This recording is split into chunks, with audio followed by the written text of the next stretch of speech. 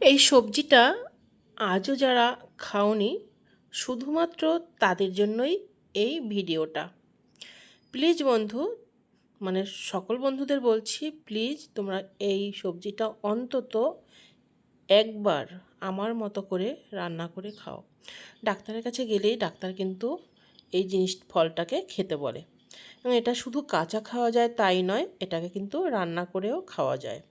আমি যে প্রসেসে করলাম তোমরা এভাবেও করতে পারো, চিংড়ি মাছ দিয়েও করতে পারো, কিংবা কাঁকড়াও দিয়েও করতে পারো। এতটা সুস্বাদু, এতটা সুন্দর খেতে, সেটা তোমাদের বোঝানো যাবে না। তার জন্য বলছি, তোমরা প্লিজ এই সবজিটা একটু করে খাও, অন্তত একদিন করে খাও। যদি ভালো লাগে তাহলে তোমরা খেও, আর যদি না লাগে আমাকে কমেন্ট করে বলো যে দিদি ভাই তুমি কি বলেছো, আর ভালো লাগলেও আমাকে জানিও। এই সবজিটা এত ভালো লাগবে গরমের দিনে খেতে, খেলে তোমার শরীরে একটা স্বস্তি আসবে, একটা শান্তি দেবে। এত ভালো লাগবে খেয়ে, তোমার একটা তৃপ্তি আসবে। তাই প্লিজ বন্ধুরা, তোমরা এভাবে রান্না করে খাও আর আমার পাশে থেকো।